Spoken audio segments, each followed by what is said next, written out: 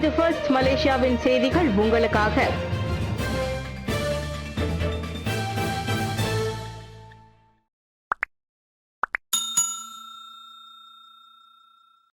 Thailand badminton விளையாட்டாளருடன் எடுத்துக்கொண்ட புகைப்படத்தை ஹன்னாயோ தற்காத்து பேசினர். பாரிஸ் ஒலிம்பிக் போட்டியில் தேசிய ஒற்றையர் பேட்மிண்டன் விளையாட்டாளர் லீசி ஜியாவை அரையிறுதி ஆட்டத்தில் வீழ்த்திய தாய்லாந்து ஆட்டக்காரர் குன்லவுத் விதிதார்சுடன் எடுத்துக்கொண்ட புகைப்படத்தை இளைஞர் விளையாட்டுத்துறை அமைச்சரான ஹன்னாயோ தற்காத்து பேசியுள்ளார். சிறந்த விளையாட்டு உணர்வோடு அந்த புகைப்படம் எடுத்துக்கொண்டதாக தமது முகநூலில் அவர் பதிவிட்டுள்ளார். பதக்கத்தை வெல்வது மட்டுமே நோக்கமில்லை, மாறாக நமது இளைய தலைமுறையினரிடையே ஆரோக்கியமான விளையாட்டு கலாச்சாரத்தை ஊக்குவிக்கும் நோக்கத்திலேயே தாய்லாந்து விளையாட்டாளருடன் புகைப்படம் எடுத்துக்கொண்டேன். நாம் தோல்வியற்றவர்கள் அல்ல, ஆனால் இதனால் நமது எதிரணி போட்டியாளர்களின் பலத்தை அங்கீகரிப்பதாக உணர்ச்சி வசப்பட வேண்டியதில்லை என அவர் தெரிவித்தார். ஒலிம்பிக் விளையாட்டு என்பது திறன், மரியாதை மற்றும் நட்பு ஆகிய பண்புகளை மதிக்க வேண்டும் என்பதோடு விளையாட்டு திறன் என்பது தோல்வியை ஏற்றுக்கொள்வது மற்றும் போட்டியாளர்களின் வெற்றியை மரியாதையுடன் ஒப்புக்கொள்வதாகும் என ஹன்னாயோ சுட்டிக்காட்டியுள்ளார். விமான பணிப்பெண் வேலை வாய்ப்பு மோசடி குற்றத்தை மறுத்த முடித்திருத்தும் நபர். விமான பணிப்பெண்ணாக வேலை வாங்கி தருவதாக கூறி பெண் ஒருவரை ஏமாற்றிய குற்றச்சாட்டை மேஜிஸ்ட்ரேட் நீதிமன்றத்தில் முடித்திருத்தும் ஒரு நபர் மறுத்துள்ளார்.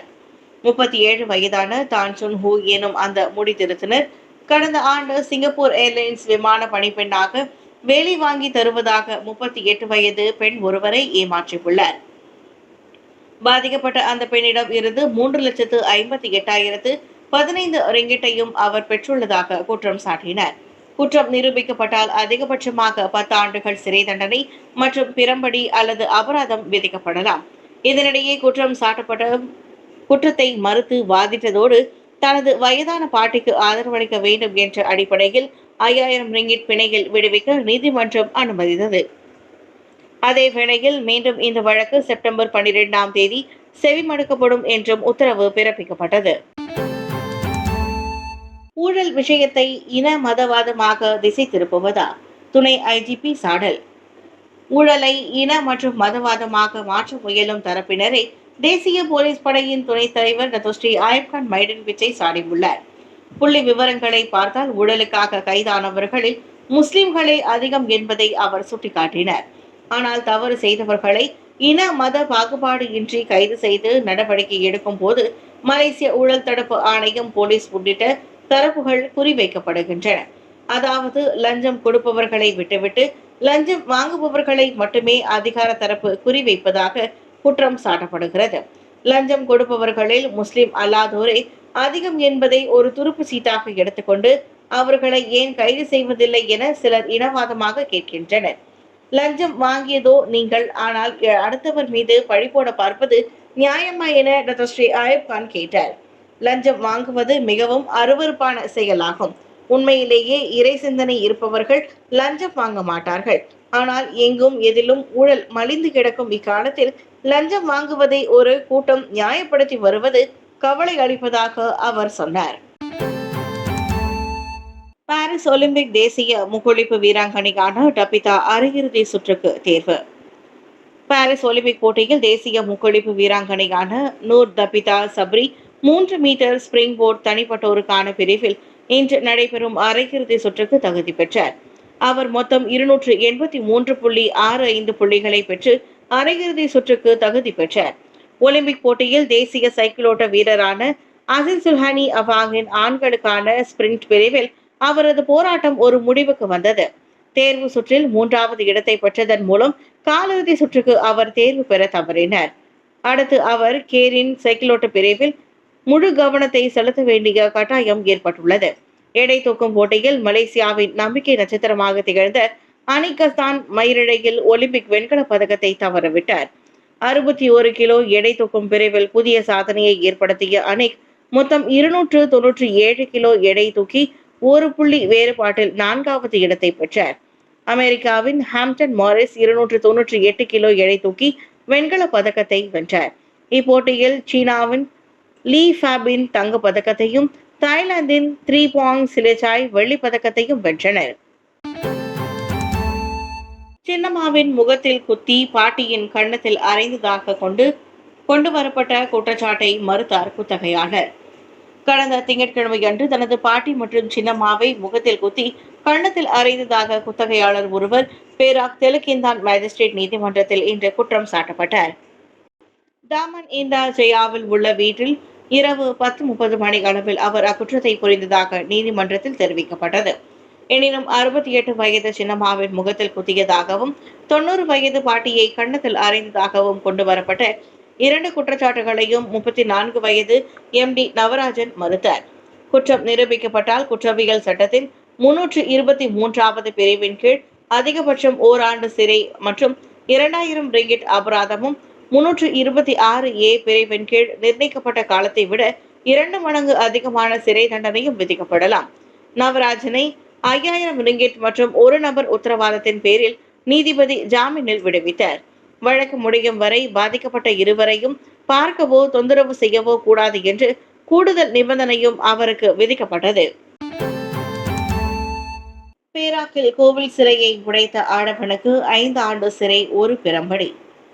பேராக் மாத்தாங்கில் கடந்த ஆண்டு அக்டோபர் மாதம் கோவிலுக்குள் புகுந்து தெய்வ சிலையை உடைத்து சேதப்படுத்திய ஆடவன் வைத்திருந்த இளைஞனுக்கு 5 ஆண்டு சிறை தண்டனை மற்றும் ஒரு பிரம்படி விதிப்பதாக செஷன்ஸ் நீதிமன்றம் தீர்ப்பளித்தது.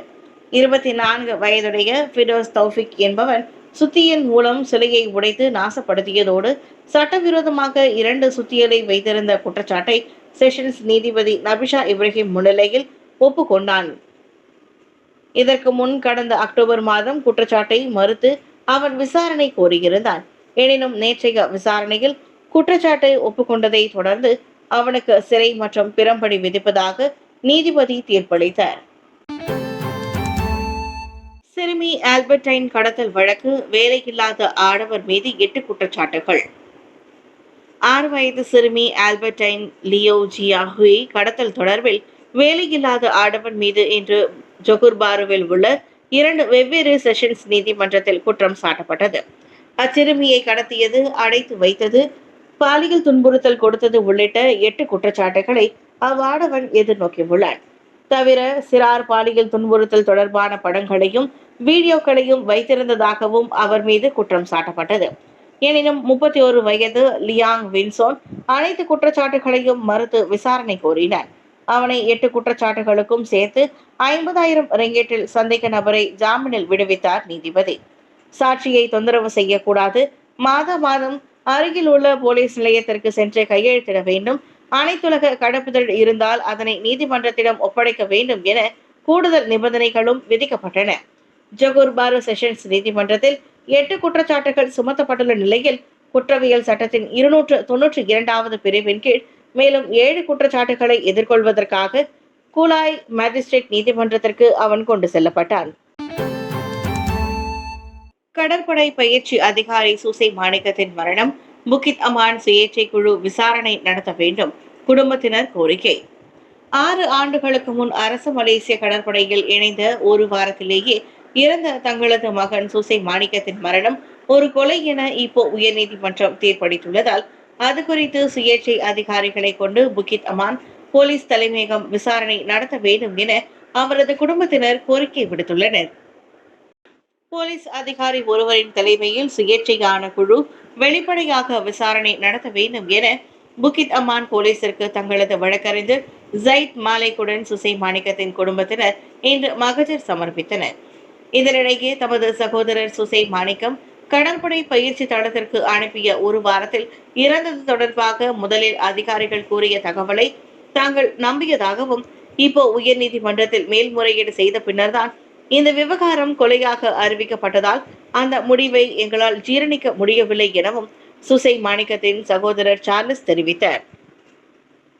இதனிடையே சுசை மாணிக்கம் மரணம் தொடர்பாக விசாரணை நடத்த வேண்டும் என புக்கித் அமான் போலீஸ் தலைமையகத்தில் வழங்கப்பட்ட மகஜரில் அரசியல் கட்சிகளுடன் சுஹாகாம் உட்பட பல்வேறு அரசு சார்பற்ற இயக்கங்களும் கையெழுத்திட்டுள்ளதாக சுசை மாணிக்கத்தின் குடும்பத்தினரின் வழக்கறிஞர் ஜயித் மாலிக் கூறினார்.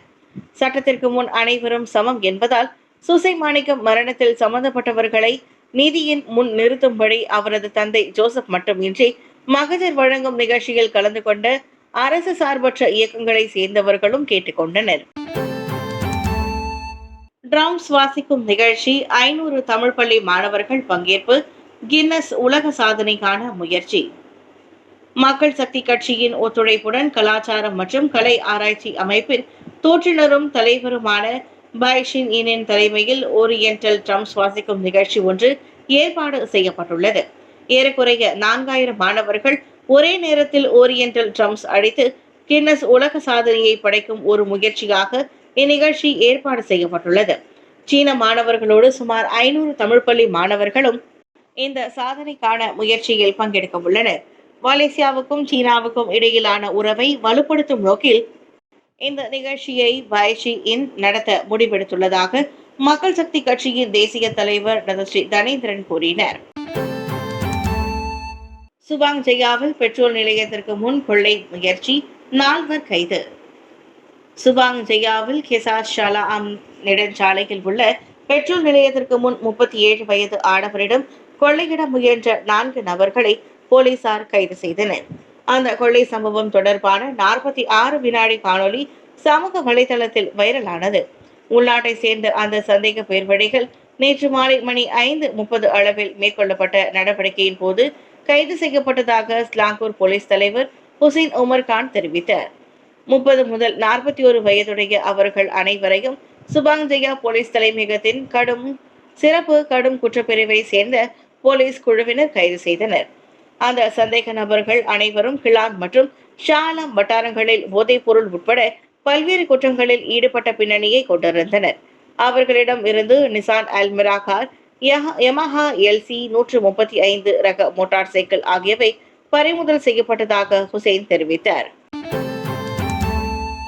ஷாலாம் செக்ஷன் 20 28 குட்டிகளுடன் மலைப்பாம்பு பிடிபட்டது. ஷாலாம் செக்ஷன் 20 உணவகத்திற்கு அருகே உள்ள ஒரு கால்வாயில் 28 குட்டிகளுடன் இருந்த மலைப்பாம்பு பிடிக்கப்பட்டது. நேற்றிரவு மணி 9:56 அளவில் அந்த பாம்புகள் குறித்த தகவல் கிடைக்கப்பட்டதாக ஸ்லாங்கூர் தீயணைப்பு மற்றும் மீட்புத்துறையின் உதவி இயக்குனர் அகமது முக்லிஸ் தெரிவித்தார். இதனைத் தொடர்ந்து ஷாலாம் தீயணைப்பு மற்றும் மீட்பு நிலையத்தை சேர்ந்த அதிகாரிகள் மற்றும் 60 கொண்ட தீயணைப்பு வீரர்கள் அந்த பாம்புகள் காணப்பட்ட இடத்திற்கு அனுப்பப்பட்டனர்.